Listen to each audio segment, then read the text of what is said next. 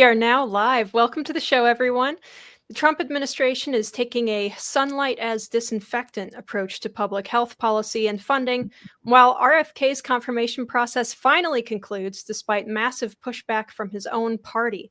Critics of President Trump and DOGE claim that Trump's actions represent a constitutional crisis, and Politico finally admits that someone, couldn't be Politico, but someone was gaslighting us about the economy under Biden. We are going to talk about all of this and more on episode 483 of the In the Tank podcast.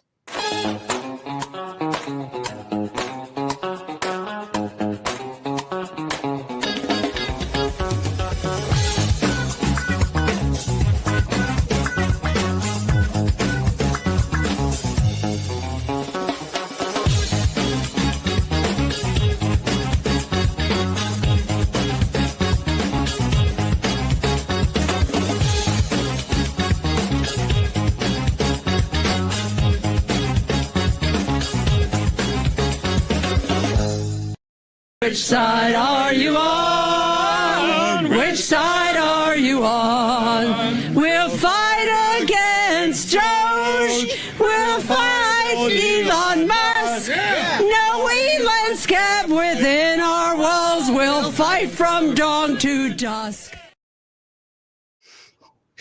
Oh, I am so sorry for that, everybody. that is really, really painful. Okay, well, welcome to the In the Tank podcast. I am Linnea Lueken, and today, as usual, we've got Jim Lakely, Vice President of the Heartland Institute. Jim, how are you today? I'm doing great, and yes, I am the one that inflicted that wonderful little protest ditty on everybody for the little stinger at the end of our intro, which I like to pick out every week. So, those boomer lefty ladies will just never give up the revolution of their youth, and it's pretty pathetic. And that is so cringe, so bad, and so hilarious. I just couldn't read it. Yeah, I can't help whenever someone says Doge, I just think of the meme, the little dog, and very, very, very funny to hear them sing that little song. Okay, we also have Sam Karnick, who is a senior fellow and director of publications for the Heartland Institute. Thank you so much, Sam, for coming on today. Thank you. It's a pleasure to be here, Linnea. And yes, that was awful, but I'm sure things will get better. And we are also joined by a special guest, Mr. Bonner Cohen, who is a longtime friend of Heartland and a senior fellow at the National Center for Public Policy Research. Bonner, thank you so much for coming on today. And how are you doing, sir? I'm doing very well, despite the singers at the beginning of the podcast best efforts.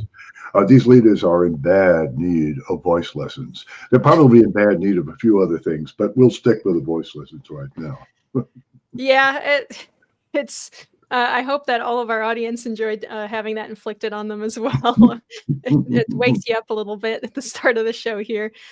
Before we get started, as always, if you guys want to support the show, you can go to heartland.org/inthetank and donate there. Please also click the thumbs up to like the video, and remember that sharing it helps to break through of YouTube's suppression, or even just leaving a comment helps us too. If you're an audio listener, you can help us out by leaving a nice review. All right, so I'm going to launch us right into it. Our first topic that I wanted to get into today has been all of the confusion, let's say, over recent Trump administration actions. It seems some of it earnest and some of it probably manufactured. Most recently, Democrats and some of the usual suspects in the GOP, like Liz Cheney, have taken to calling Trump's hiring and funding audits a constitutional crisis. From the Washington Post, we have this. The Tuesday directive builds on executive orders and corresponding memos aimed at reshaping the bureaucracy made up of 2.3 million civilian employees into a smaller workforce loyal to Trump and his vision. DOGE so far has moved to dismantle some U.S. agencies, push out hundreds of thousands of civil servants, and gain access to some of the federal government's most sensitive payment systems, prompting fierce pushback in the courts. Trump on Tuesday criticized the judicial ruling, saying, "It seems hard to believe the judges want to try and stop us from looking for corruption." Last week, a federal judge halted the Trump administration's deferred resignation program, which offers federal workers a way to quit and receive pay through September while weighing a legal challenge. The program is the Trump administration's most sweeping attempt yet to drastically cut the federal government. So there's a little bit of confusion here. We're calling this a constitutional crisis. I also have a good clip here from CNN's Scott Jennings, posted by Breitbart, who echoes that Trump's actions actually are in the powers of the executive, and it's actually the judges who are causing a crisis. Sam, I want to go to you on this to start. I know that you've been in this world for a while, so I'd like to go to you, and then Jim, don't worry, I'm going to get to you. I know you have a rant on the table here for this one, but I'm going to Sam first. Thanks, Linnea. It's really interesting. The Constitution says very clearly that all executive power is vested in the president. So you say, well, we have these laws from Congress from the 19th century that are say civil servants can't be fired, and you have to basically allow them to sit there forever. And the idea was that you would take the politics out of the executive branch, out of the execution of the laws, that the laws would be executed according to the Constitution. And if Congress passes something and the president signs it, or it goes into law over his veto, the president executes it. Look, that's long gone. For decades now, the courts have been intervening to ensure that there is a buffer between the people of the United States and the governance of the United States, so that the executive branch has this gigantic miasma of people there that are not accountable to anyone, including to the person whom the Constitution names as the boss of the executive branch. So the courts have been intervening in this.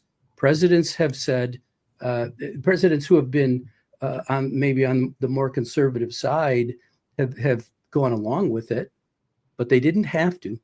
All they had to do was say, you could do what Andrew Jackson did in the 19th century, which is to say the Chief Justice has made his decision. Now let him enforce it, because that is the role of the president.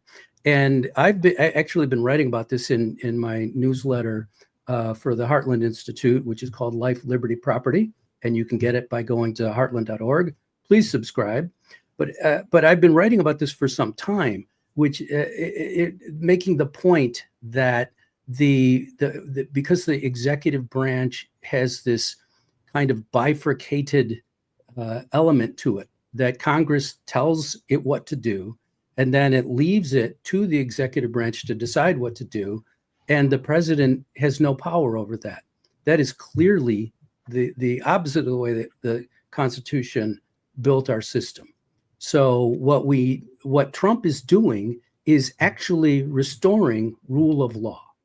He's making it clear that he's the boss of the executive branch, and within what Congress passes that has been passed into statute and is constitutional, then he will do what is required.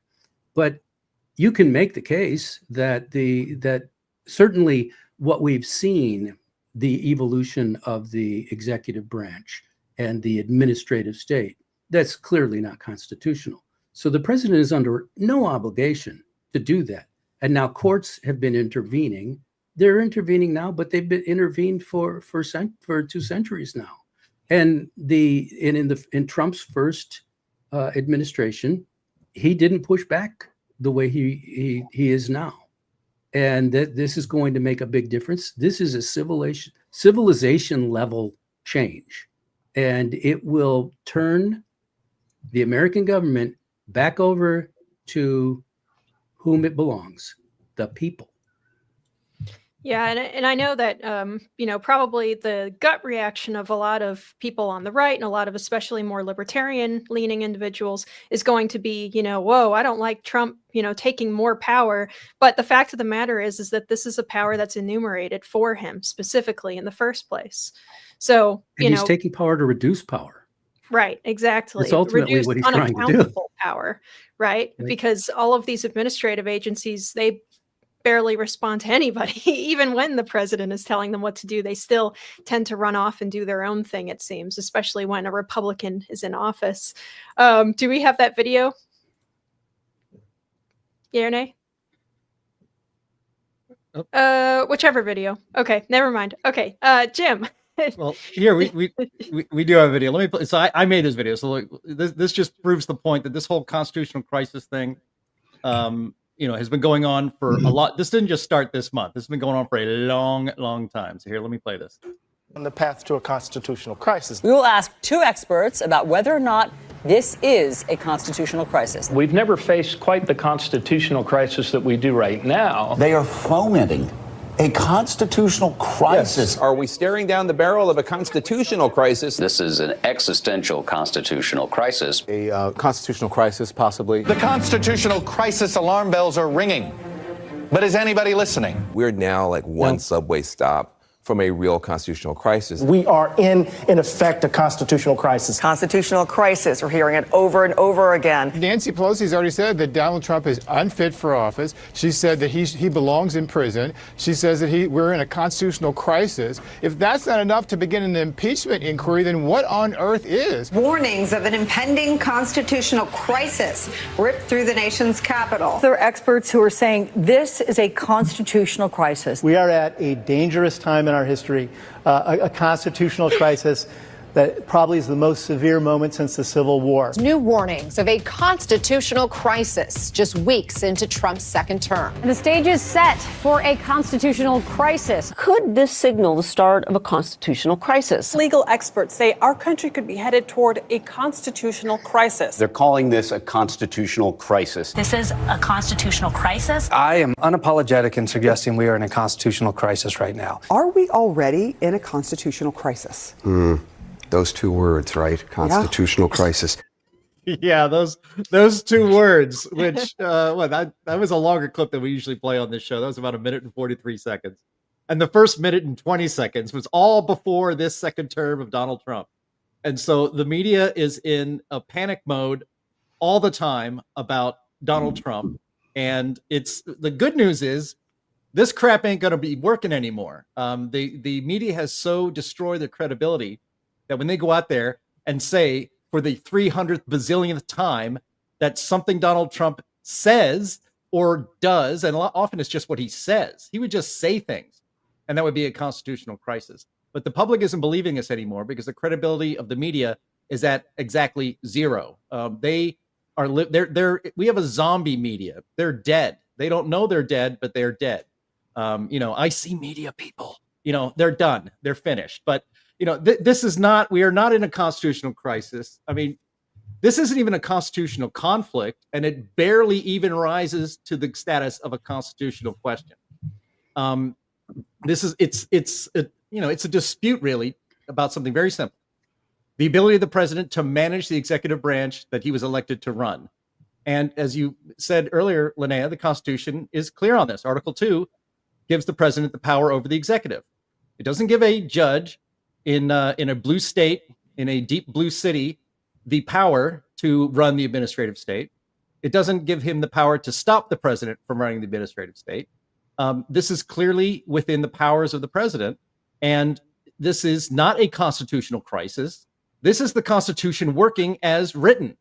What we've had actually over the last decades with an out of control and unmanageable, unaccountable, and apparently until this month, unexamined administrative state, the so-called deep state, operating as an independent fourth branch of government with no accountability. That is the constitutional crisis. And that is what DOGE is exposing. And that is what Donald Trump 2.0, the greatest upgrade in political history, is trying to address, is getting us back into a country governed by the Constitution and not by unelected, out of control bureaucrats who are spending money in ways that even members of Congress on oversight committees cannot get a look at until DOGE. If our media today actually is interested in getting its credibility back, instead of all this, constitutional crisis stuff that is out there in every one of these things, they would be putting their eyes toward the administrative state that has been abusing the power delegated to it, unconstitutionally, you could even say, by Congress and until this presidency, the executive branch. They should be looking at that. They should be happy that somebody is actually doing the job of investigating what the hell is going on in our government. But instead of reporting that which is what the American people actually support, they are outraged about what has been going on in this country. And we have just started uncovering this stuff.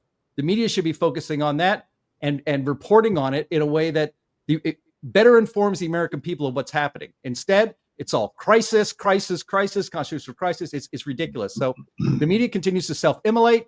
Meanwhile, Donald Trump is trying to move us toward a more constitutional society. And that's the big news here. And that's what I'm very excited about.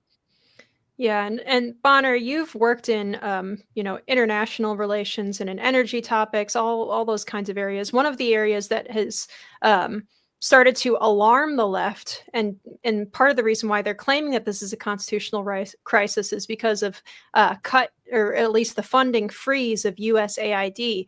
What are your thoughts on that whole kerfuffle there? USAID has been a very much out of control rogue agency, not for years, but for decades. The way USAID works is it cooperates with NGOs, non-governmental organizations. U.S. taxpayers' money goes to USAID. From USAID, it goes to various NGOs who then distribute those funds in foreign countries, where it not infrequently makes its way back to the United States, where it funds a whole bunch of very political agendas. This agency has been calling out for oversight, if not out and out abolition, for a long, long time. You can even go to the career Foreign Service officers at the U.S. Department of State, right across the Potomac River from where I am speaking in Arlington, Virginia. Now, I can assure you most career Foreign Service officers did not vote for Mr. Trump in November, but I can also assure you that they absolutely loathe USAID, simply because they recognize that the agency has been completely bereft of oversight for a long, long time, and is in fact a state within a state, as are so many other federal bureaucracies which have not been subjected to the oversight, or what now DOGE is doing, the audit, the systematic, long overdue audit of how they dispose of U.S. taxpayers' money. So this problem, this day of reckoning, has been a long time coming. Now, I live in Arlington, Virginia, not only among the media who are shocked, but you ought to see the bureaucrats who are shocked, because they're my neighbors in my high-rise condo building. And, they had it good for a long, long time. And by the way, they still have it good. But now they are seeing that they are being subjected to scrutiny to which they have never been subjected before. They don't like it one bit, because quite frankly, they've been getting away with murder for so long. I find it amusing that they are speaking of Elon Musk and the other people who are engaged in DOGE as unelected. Well, of course, the bureaucrats who have been effectively running the country for decades are also unelected. The night of the Super Bowl, we had a party in my building here, and one of the gentlemen sitting at my table was railing about Elon Musk and saying, well, we've never had an unelected official have this kind of power before. Well, actually, we have. He seems to have forgotten one Harry Hopkins, who was an advisor to Franklin Delano Roosevelt, who was elected by nobody, but who even saw fit to move into the White House. That became his residence. So if the people who are doing the kinds of things that they're complaining about now are actually doing your bidding, well, then it's fine. But if they are threatening to overturn the apple cart, which Trump and Musk and the administration are threatening to do at long last, then it's quite something else. We are orders of magnitude beyond hypocrisy here. And if there is a crisis, it certainly is not a constitutional crisis, but it's a crisis of the bureaucracy, which is at long last being held to account. Thank you. And I think Sam has something to add on this too, on the USAID issue. Yes, thanks. I agree with Bonner completely, and I appreciate you saying that, Bonner. It's interesting though, because I think this is emblematic of the way things are done in our political realm nowadays, which is that whatever makes government bigger and more intrusive is good, is constitutional, is right, is decent, is all good things. And whatever makes government smaller is wrong, unconstitutional, can't be done. This is a perfect case, USAID, because people were arguing, and they still do, well, Trump can't abolish USAID. He can't do that. He doesn't have that authority. Well, the reality is USAID was created by an executive order of President Kennedy. It was created by executive order. So somehow you can create an agency. See, that's the whole thing. You can create a slush fund via executive order, but you can't abolish that slush fund by executive order. Anything that expands government is good. Anything that doesn't is bad. That's how the system works. They said out there, the complaint from the left and Democrats, of course, the one and the same, is that nobody elected Elon Musk. It's like, well, correct. Nobody elected Anthony Fauci. Nobody elected any of the people in any of these NGOs to spend our money. Nobody elected anybody in the deep state or executive branch. But Elon Musk campaigned with Donald Trump. He was out there taking the stage himself, even doing his own events on behalf of Donald Trump. And he said exactly what he was going to do, which was unleash his technological, weaponized autistic kids onto the deep state to find out what the hell's going on. And so people knew this was going to happen. They voted for it. And this is finally, as Elon Musk, who, Bonner, by the way, is actually sleeping in the White House. He's set up an office and he's sleeping there. Oh, he has one too. Yes. So he's that high level. Yes. But he said in that Oval Office appearance with President Trump that for once in our life, the American people are going to get what they voted for. People promise all the time, what I'm going to do when I get in there. Donald Trump said he was going to do this. Elon Musk said I'm going to help him do this. And Elon Musk is not just some rogue person. All of these decisions are coming from Trump. Trump instructed Elon Musk to use his intelligence and his smarts and his technology to dig in here and see what's going on. And nothing happens. The idea to fire everybody at USAID or dissolve it altogether, which I guess may or may not happen. But change is happening, and that change is coming from Donald Trump, not Elon Musk. Elon Musk is the tool, is the vessel through which we are seeing all of these things, because every president, even Ronald Reagan, wanted to do this. Right? Talked about reducing the size and power of government. No president has ever been able to do it. Only Elon Musk was equipped to handle this job. And the American people are very happy about it. The only people mad are the people in on the scam, on the take at USAID and all these other non-governmental organizations, and the perpetual funding loop that goes from our pockets to the politicians in Washington to the NGOs, and round and round and round it goes. And everybody gets wealthy while the national debt skyrockets and we have less take-home pay. That now may end, and we should all be cheering for it. Right. It's very frustrating to be, sitting here now in February looking at some tax data and some tax stuff and seeing all of the things that we are spending money on via USAID, which gets me to my second topic, which is that Politico is now admitting that the economy has sucked for a while, actually. So we all remember the last year plus where we were told by the mainstream media, do not believe your lying eyes. The economy is awesome. It's the best it's ever been. See, the line has been going up, so everything is fine. And I have this post from Politico last year, this time in February, where they said Biden's economy keeps messing up Trump's message. The U.S. economy just keeps getting better, and it's forcing Donald Trump and his allies to contort talking points they thought would guide them back to the White House. And then now, Politico says this.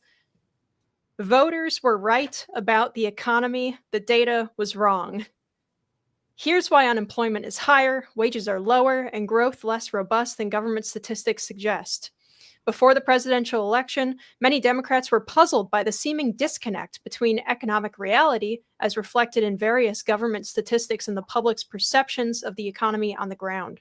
Many in Washington bristled at the public's failure to register how strong the economy really was.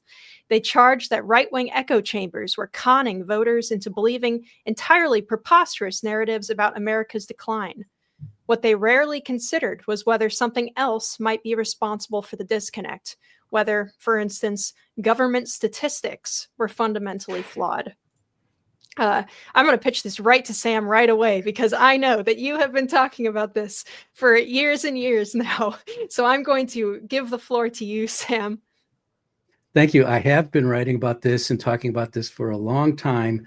In particular, if you look at previous issues of the My Life, Liberty, Property newsletter and my op-eds, you can see this as a repeated theme, that the data were just cooked. They were phony. They were just completely misleading to an extraordinary level during the Biden administration. Honestly, I've never seen statistics so poor as during the Biden administration. There were a couple of things that they were doing, and I'll just run through, just give you a quick overview of that. Yeah, one thing please that they would do was they would give you the numbers that were false on unemployment. So employment numbers, they'd say, well, we created 300,000 new jobs in February, and economists only expected 288,000. So we created 12,000 jobs that, I don't know, just came out of thin air.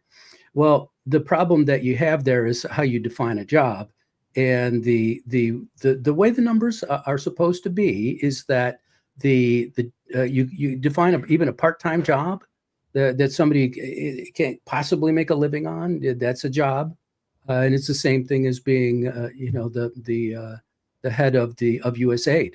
It counts as a job. It's not quite the same. And you had a big bifurcation of income from jobs. So you had a lot of people who were not making very much money at all. A lot of people were making a lot of money. So that is a big problem, because those numbers are not they're not that simple. It's not a simple number. You say, well, there are more jobs now. Well, and so that's one bad thing is if the jobs are not good jobs that people can live on, then that's not a good thing. And that was the case throughout the Biden administration. We had I think we ended up with a net loss, at least over the last 2 years of the Biden administration, a net loss for native-born American workers. And that's whom we should be counting, of course, because those are the center of our economy. Now, the other thing is that what the Biden administration was doing, the Bureau of Labor Statistics has authority over this. What they would do is they would say, okay, the economy created 300,000 new jobs in February. Then in March, they'd say the economy created 288,000 new jobs. Oh, and by the way, in February, it actually only created 104,000 new jobs. So it's 200,000 less in February. But everybody's talking about the new job numbers, and they're not talking about the corrected old ones. And as you look at those corrections over the last couple of years, continuously we're losing jobs. And in particular, as I said earlier, but I want to emphasize this point, we were losing good jobs, and we were losing jobs that were for native-born American workers.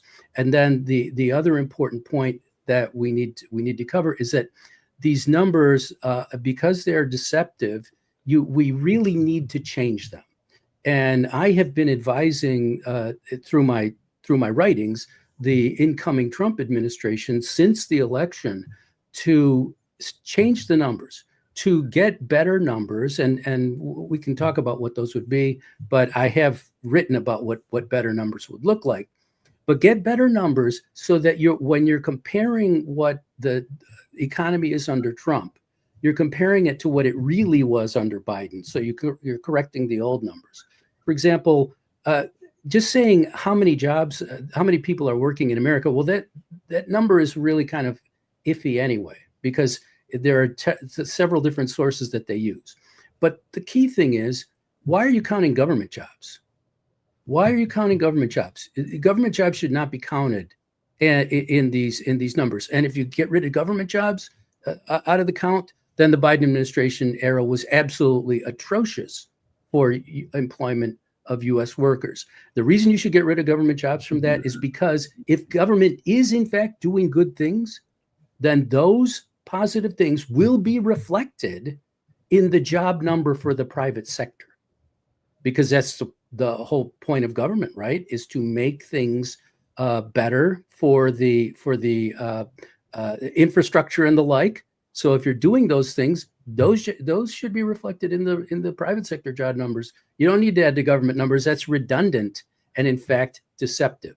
So these are the kinds of things that, and this has gone all across the board, real estate, housing, everything. Yeah, it's impossible to fully put to words how frustrating it's been the last couple of years to have the media going, the economy is great. It's never been this good before. It's so terrific. Everybody should be so thankful. The Biden administration has done miraculous things the last couple of years.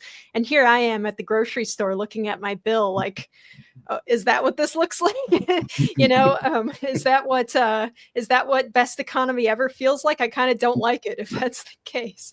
I'd love to talk about the inflation numbers, but we'll maybe some other time. Yeah, I want to keep this particular segment a little bit short, because actually our main section talking about healthcare is something that I really want to cover. Does anyone else have anything they want to add to the economy section before we move on? Or I would just say one quick comment on what both Samuel and Anna said.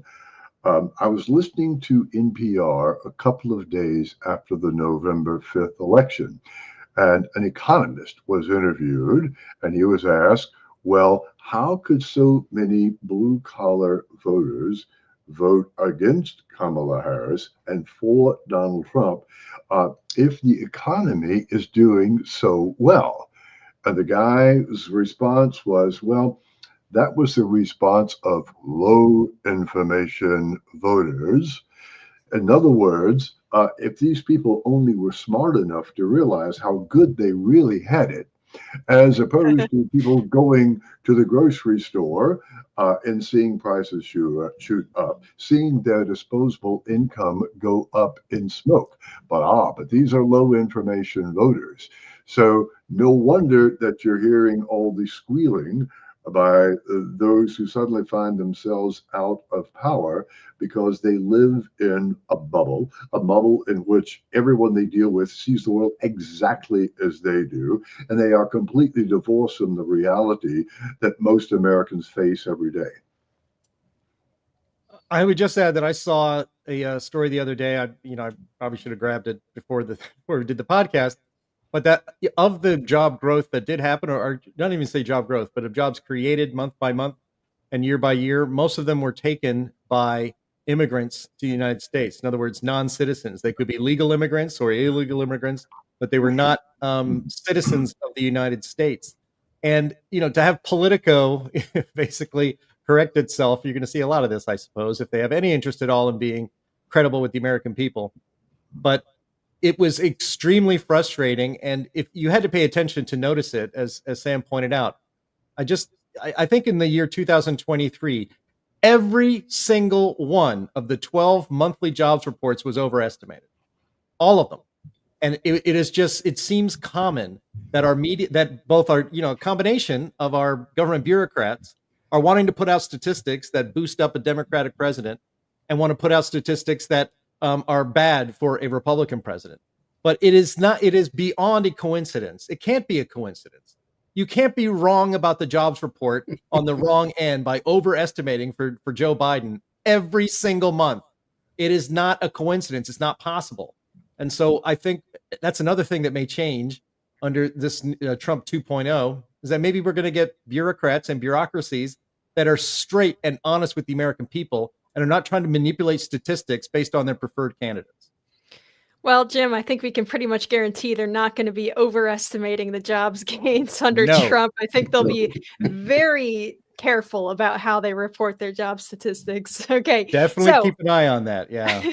This morning, the Senate voted and confirmed RFK Jr. Democrats are insistent that he needs to follow the science on vaccines, as this New York Times article explains. And it might be behind a paywall, though. And RFK has agreed to those terms, though I do get a bit of a chill up my spine when I hear the phrase follow the science after the last couple of years, though. He is vocally skeptical about certain childhood vaccination protocols and especially the COVID-19 vaccine. The Epoch Times explained in this article I have here that in a partisan vote on February 4th, the Republican-controlled Senate Committee on Finance voted 14-13 to advance Kennedy's nomination to the Senate floor for a full vote. Every Democrat on the committee opposed Kennedy's nomination. And in today's Senate vote, I think he got almost all Republicans except for McConnell. There is a legitimate discussion to be had, I think, that's based on good research, about vaccine efficacy and dangers. And each vaccine is going to be different and have different conditions. There's all different kinds of vaccines for different illnesses. I think RFK Jr. has said very clearly that ones for measles and mumps and stuff are a good idea, and polio. And he's not against those. They're pretty well proven. They've been established for a long time.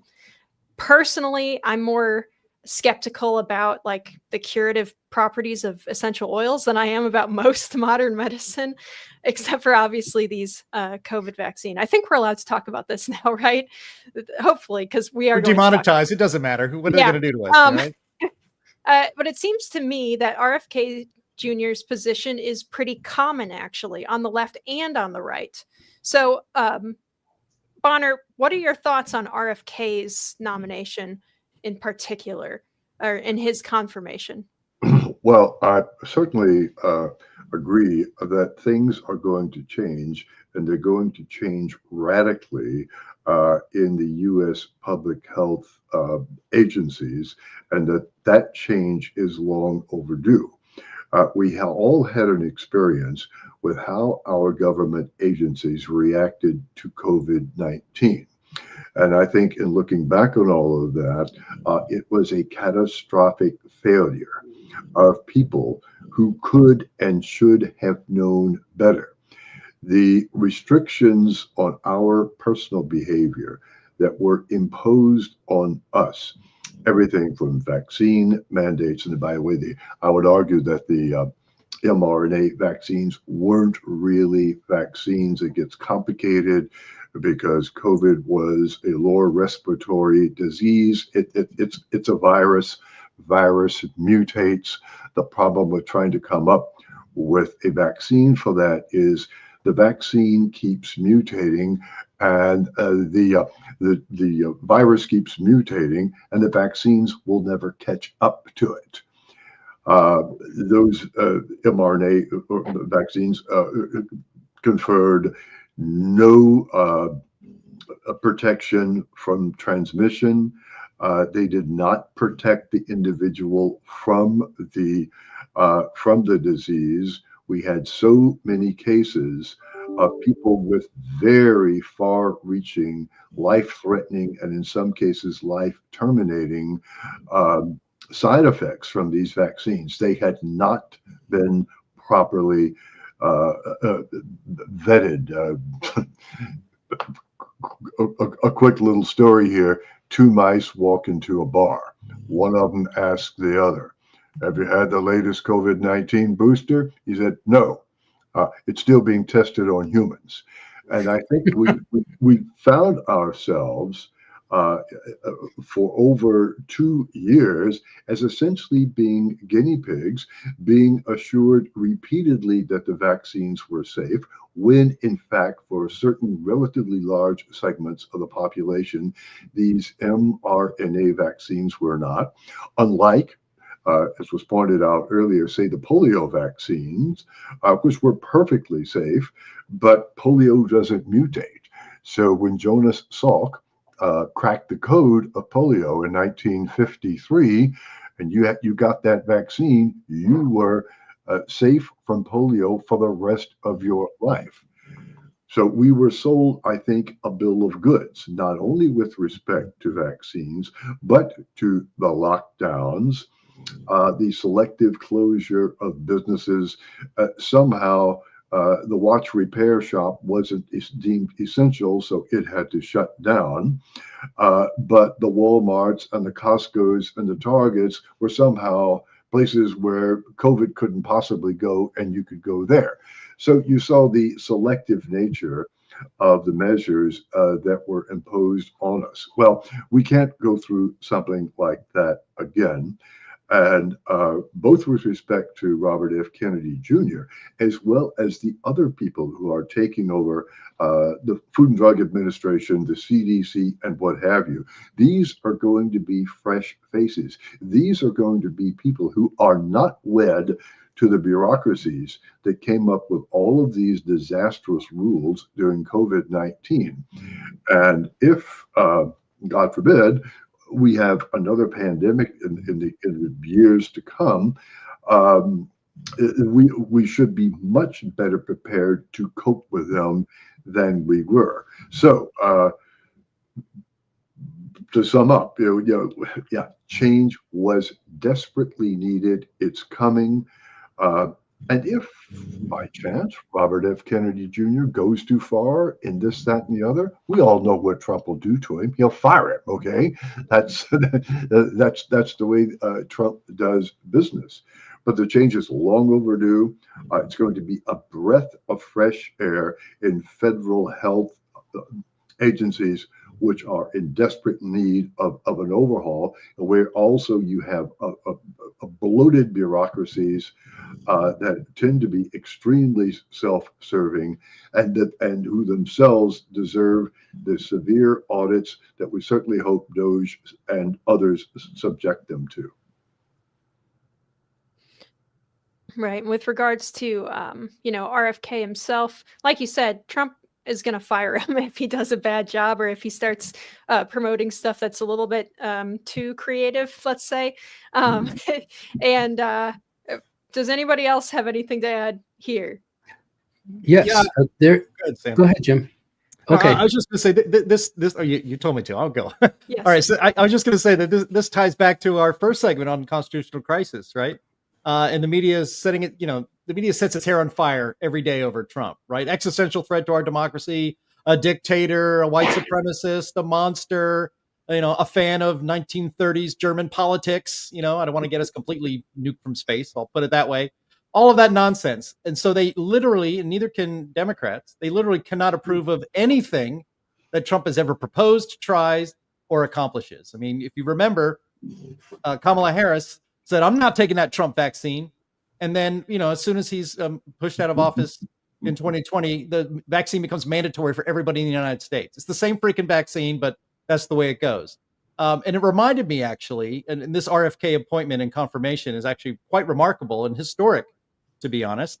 I remembered back when Obama's first term happened, you saw all these puff pieces, to try to help compare him to Lincoln, the great Abraham Lincoln. So they brought on historian hacks like Doris Kearns Goodwin and Michael Beschloss, and they would compare Obama's first cabinet to Lincoln's quote unquote team of rivals. That was my memory. And while Bonner was talking, I actually went to DuckDuckGo and found it. NPR story headline, assessing Obama's team of rivals. Now, that was not a team of rivals. It was a team of leftist hacks, right? But that's the way the media portrayed it. And so, again, a fair media would say, oh my gosh, Trump really has assembled a team of rivals. He didn't just bring in Democrats like Tulsi Gabbard and Elon Musk, as a matter of fact, who was a Democrat until the censorship regime from the Democrats pissed him off. but he brought in a freaking Kennedy, somebody from Camelot, Democratic royalty, and a guy, frankly, who on almost every other issue but public health, Trump doesn't agree with. And he even told him, jokingly, yeah, I told him, I know what you think about the climate and all that stuff. We're going to keep you away from that stuff. We're bringing you in to fix this. And that's remarkable. And say what you want about RFK, and he does have some, let's just say, heterodox views on many topics, especially when it comes to health. I'm with Bonner on this one. We could and should see dramatic change in our approach to public health, and it can only be to the good. We have the least healthy population compared to our wealth anytime, anywhere in the history of humanity. And so it can only get better from here. Yeah, and obviously something needs to change because, we're a country where our worst health problems come from like obesity and issues related to obesity and whatnot, which is kind of unprecedented in history. So we've got unique challenges, and so we have to have unique solutions. And we've been doing the same thing for years and years, and it hasn't been getting better. It's been getting worse. So it's great to see kind of, as was said earlier, fresh faces coming in. And this all ties into what our main topic is here today, which is the dismantling of Fauci's kingdom. Main subject I wanted to touch on is based on an article that Bonner wrote, actually, and it was reposted over at heartland.org, in which, Bonner, you discussed major areas with regards to public health, especially issues having to do with the chaos surrounding COVID-19. And I'm going to read your introduction here for the benefit of the audience. It gives good background, so sorry that I'm reading your own work at you. Okay, right. So you write, first, the Department of Health and Human Services under President Joe Biden banned gain-of-function research and debarred EcoHealth Alliance and its former president, Peter Daszak, I don't know, sorry guys, from receiving federal grants for 5 years. Second, Biden issued a preemptive pardon to Dr. Anthony Fauci, the public face of the federal response to the coronavirus pandemic. Third, Trump ordered the removal of the United States from the World Health Organization. And fourth, the CIA reversed its assessment of the origin of COVID-19. That's a lot of ground to cover here, but I wanted to start with the EcoHealth Alliance issue. We briefly talked about it last week on the show because it was revealed that they were receiving USAID funds, but I'd love to get a little bit more background there from you.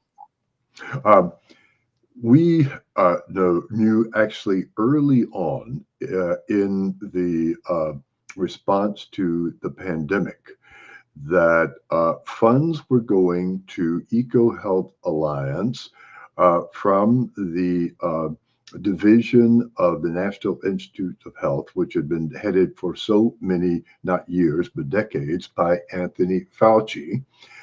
And that those funds went to the Wuhan lab in China long before the disease broke out. Now, we will recall that Dr. Fauci did everything he could to discredit the notion that the pandemic, COVID-19, could have broken out in the lab. But rather, we were told confidently by him, as well as by others in his media echo chamber, that it in all likelihood came from an animal. The problem is that animal was never discovered. And as time went on, evidence mounted that it probably came from a leak at the COVID lab, which, among other things, was funded by U.S. taxpayers via the agency that Dr. Fauci headed, as well as has been recently been disclosed, USAID. I distinctly remember a confrontation between Fauci and Senator Rand Paul, an MD, from Kentucky. Paul smelled a rat early on and confronted Fauci with the growing evidence that the disease came through a lab leak, whether intentional or not, that's another subject, from the Wuhan lab. And when Fauci emphatically denied that, Paul said, I think what you're really trying to do is cover yourself. You are worried about your own culpability. And that word culpability, I think, is absolutely key here, because he was doing everything he could, including in emails which were later disclosed, to snuff out any references that it could have come from the lab, to which he, through the EcoHealth Alliance, which was based in Manhattan, funneled money that ultimately went to gain of function research. I read that grant proposal in an article I wrote for Heartland about 5 years ago. Now, nowhere in the grant proposal will you see the term gain of function. But what does the grant proposal discuss? Gain of function. It was a distinction without a difference. That this is finally coming to light and receiving the attention it deserves is a huge step forward, because this was a nest of vipers who ultimately did an enormous amount of harm, not just to American citizens, but people around the world, simply by lying and doing everything they possibly could to deflect any responsibility that they had for the steps that we know for a fact that they took. Right. And so, pretending that I don't have an opinion on this, I'm going to pitch this to the whole panel here. So, was in your estimation, was Fauci pardoned because he did illegal things and directly contributed to the pandemic? I know we all know the answer to this one. Or was it just because Biden wanted to give him cover from possible lawfare by the incoming evil Trump administration? Or was it both? Oh, I think I would say that he was pardoned to forestall any court case that would cause discovery of the facts. For example, when you have a court case, you get to look at what the other side is claiming. So you get to look at the evidence that they've accumulated, and you also get to look at evidence that is important to your side. Well, in a case like this all would have been, if you had a prosecution of Fauci, or even a civil suit against him, which is, I presume, still possible. But if you have a prosecution against Fauci, then you could the defense could dig into all of that. And it would be exposed exactly how deeply corrupt the government was during those 4 years. It is truly crazy to look back and see how much contempt that administration had for the law. It's just mind-blowing. And much of this was going on behind the scenes during the Trump administration as well. And the difference that we have between now and 2017 is that business that was going on behind the scenes, we tumbled to that especially during COVID. We tumbled to these sorts of things were going on. And now we know. And so we know that you have to dig in and use the analytics and the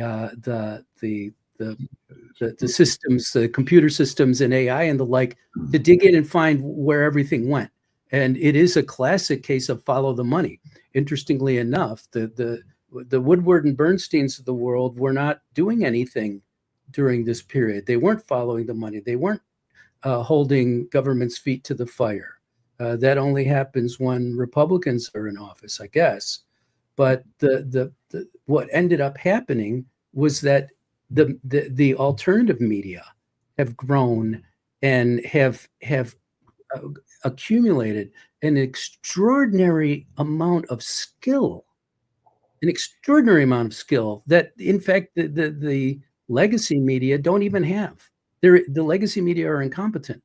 And so now you have the exposure of what has been going on. This is a very, very important story in that regard, because the corruption of the United States government has been so deep, so extensive, and so disgusting that as the people find out, what's been going on there, they are becoming increasingly desirous, let's say increasingly desirous of change.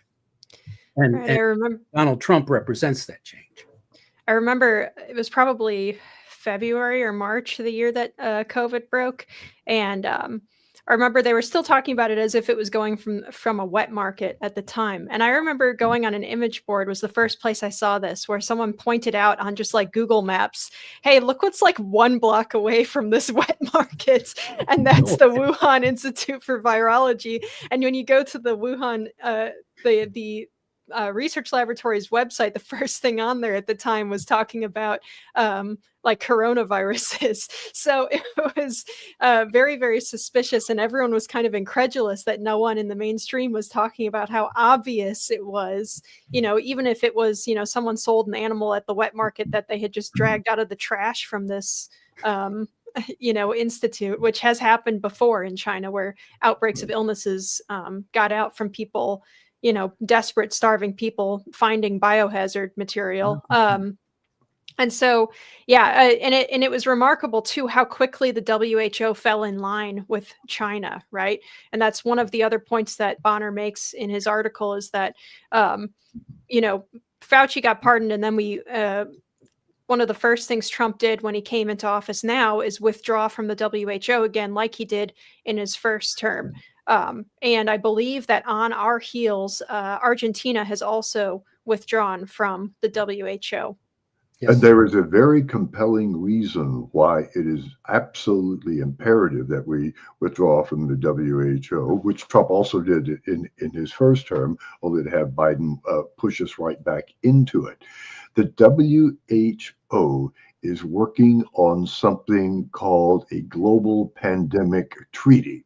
And this is to set up guidance for how countries who are members of the WHO are to conduct themselves in the event of an outbreak of a pandemic, such as the one that we experienced 5 years ago. Now, what lessons do you think, or does anybody think, that WHO learned from 5 years ago? Well, I'll tell you what, absolutely nothing.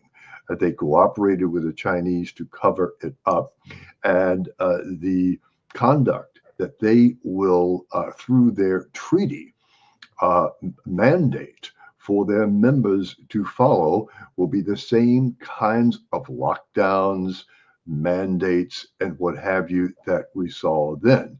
So in withdrawing the U.S. from WHO, Trump is walking away from that world, because if there is one organization in the world you don't dare trust when it comes to protecting your population from the rules, regulations, codes of conduct, and what have you, imposed on you by public health agencies, which are not operating in the interest of public health, but in their own interest. If there's one organization you don't want to listen to, it's WHO.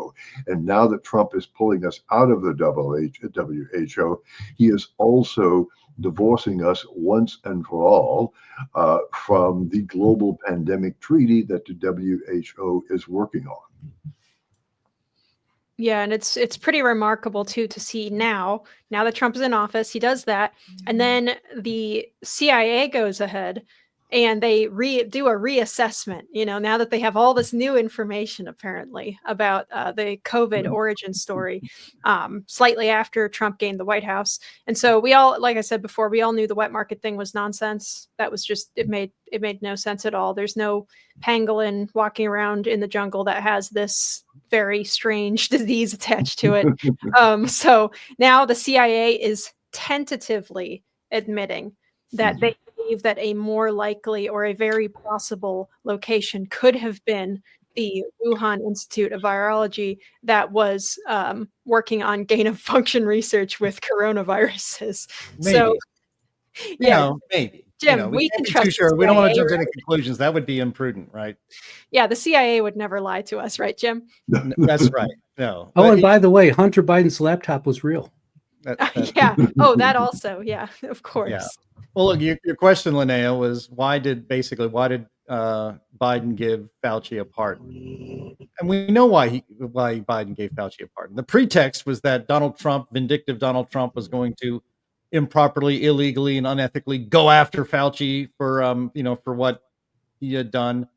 Donald Trump, remember, I'm sure he regrets this. I think that he had an interview with Megyn Kelly where he kind of forgot he did it and he's embarrassed about it. That's very unusual to see coming out of Donald Trump. And any even body language of regret. He gave Anthony Fauci an official presidential commendation for Operation Warp Speed.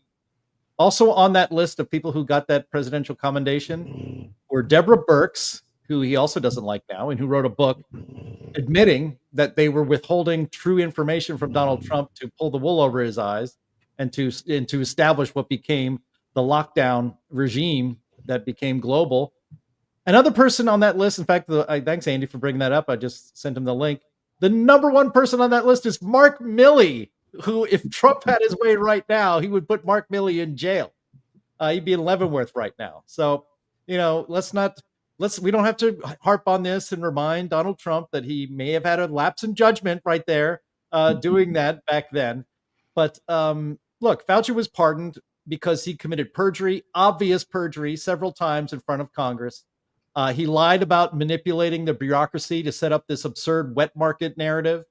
And he even planted a piece. In fact, he had a couple of his, not staffers, but colleagues identified right away. Emails exposed this, right? But it's been very lightly reported that they said, look, from what we can tell just preliminarily, this is a man-made virus. It has the hallmarks of that.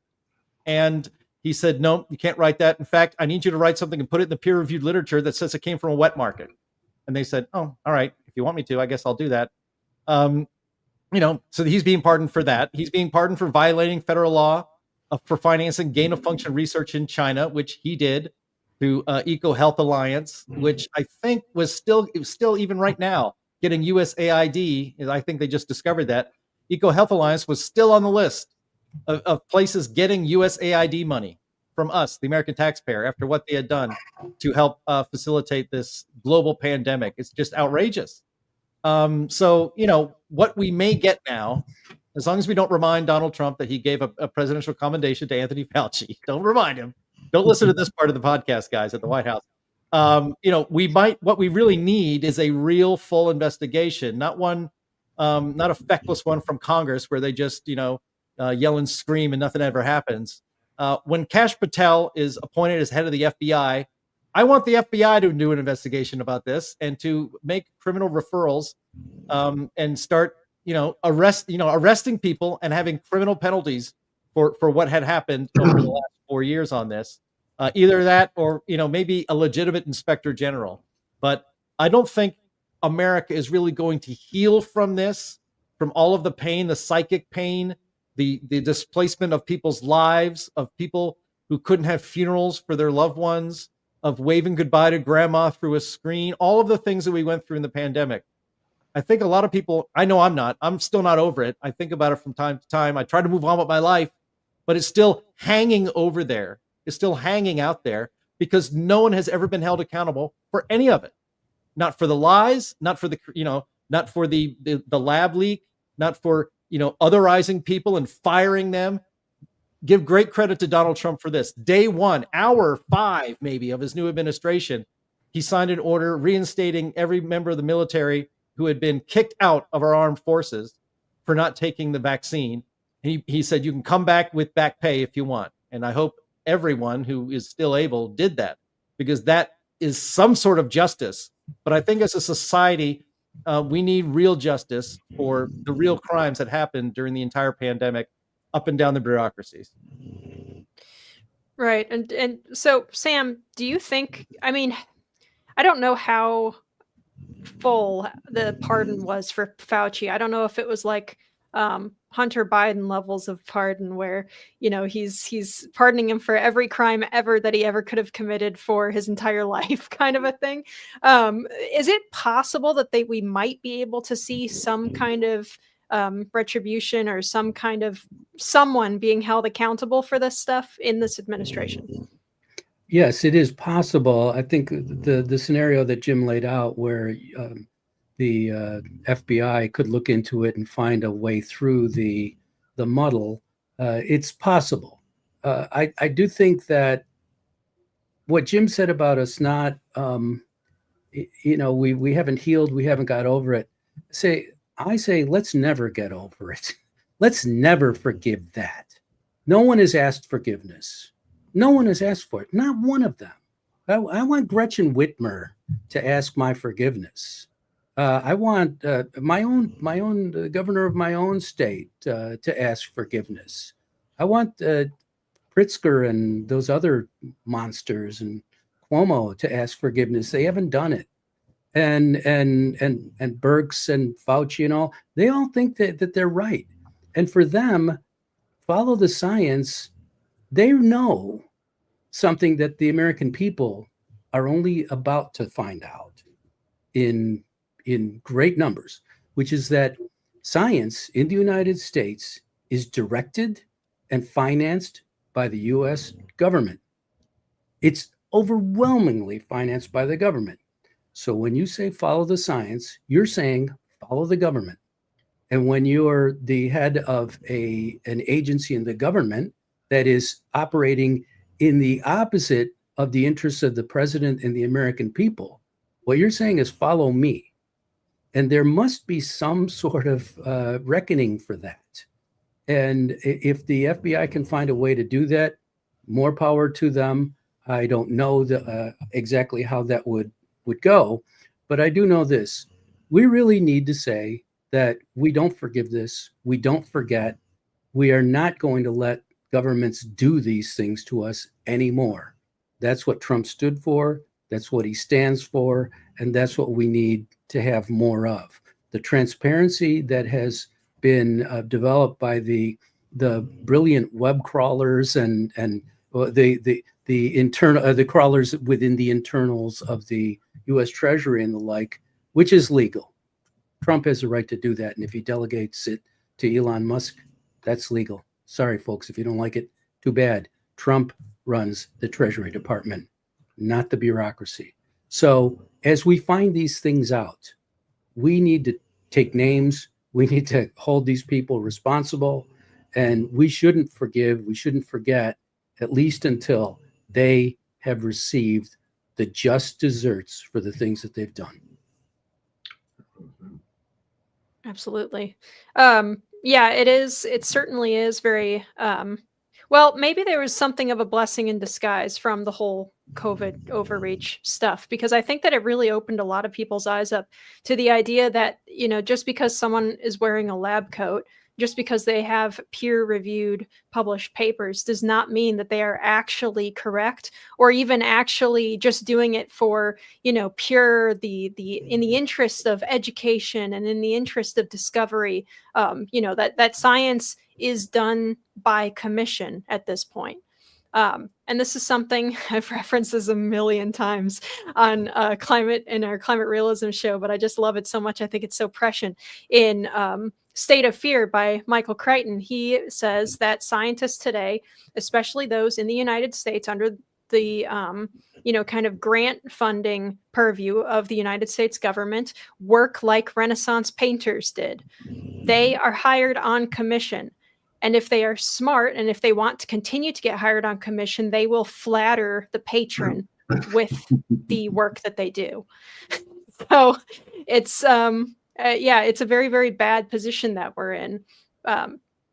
It's very ironic that, we have more information at our fingertips than we've ever had. And yet it feels harder to tell the difference between what's true and what isn't, and what you can trust and what you can't trust. Bonner, I really enjoyed the article that you wrote. If anyone wants to go find it, I'm going to find the link and put it into the description of this video. Do you have anything else from in that topic area that you want to share with our audience? Because you're just full of knowledge on this stuff, and I would love to be able to use it as much as we can here. Only that at long last, a new day is arising. And as has been pointed out, sadly, it took a tragedy like COVID-19 to wake us up. But I do have the feeling now that we are, at least many of us have come to see how government completely misused its power it has over us in the manner in which it dealt with COVID-19.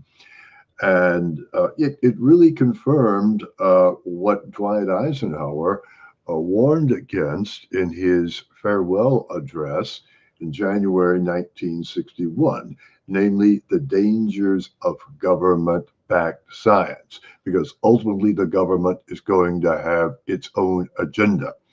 And if so much of science is determined by government, then ultimately the science will disappear and the government's agenda, whatever it may be, will be imposed on the rest of us. And that's really the kind of the day of reckoning that I certainly hope the administrative state, be it in the area of healthcare policy, which we're discussing today, or climate policy, or what have you, because they are remarkably similar. If you've dealt with the one, you recognize the fraud and the lies in the other. So, but a fresh wind is at long last blowing through those in charge. Unlike 8 years ago, when the Trump people, quite frankly, didn't fully appreciate the degree of hostility that the entrenched bureaucracy in Washington had toward them, and ultimately, by extension, the degree of hostility these people have toward ordinary American citizens, whom they treat with utter contempt. And now they are finding out, well, you are going to be held accountable. We are going to monitor what you do. And if you screw up monumentally, as you did in COVID, and for that matter, also screwed up in the manner in your approach to quote unquote climate change, then you're going to be hauled on the carpet. And that is certainly, I think, something we can all welcome. As I said, it's a day of reckoning long overdue. Well, that's all the time we have, unfortunately. Thank you so much, Bonner, and thank you for everyone for tuning in. We are live every single week on Thursdays at noon Central on Rumble, Twitter, YouTube, and Facebook. For audio listeners, please rate us well on whatever service you're using and leave a review. Thank you so much to our usual panelists, including Bonner Cohen this week. Where can the audience find you, and do you have any content that you wanted to plug for us? Okay, just you can check out the articles I write. They're posted on a couple of websites. One is nationalcenter.org. Another is CFACT, CFACT.org. Well, thank you very much. And Sam Karnick, thank you also for joining us. Where can our audience find your work? Thanks, Linnea. Go to heartland.org and go to publications and click on subscribe, and you can subscribe to Life, Liberty, Property. I think you can also subscribe to Healthcare News, and you can get healthcare news articles on our website right on the front page pretty much every day. So those are the two places I'd like people to go. And also go to my Substack, which is stkarnick.substack.com. All righty. Jim, do you have anything to close us out on? Yeah, just follow me on X at @JLakely. Follow the Heartland Institute on X at HeartlandInst. And always visit heartland.org. And we will see you tomorrow at this same time for the Climate Realism Show. Absolutely. Thank you again, everybody who tuned in today. We will see you again next week. Bye-bye.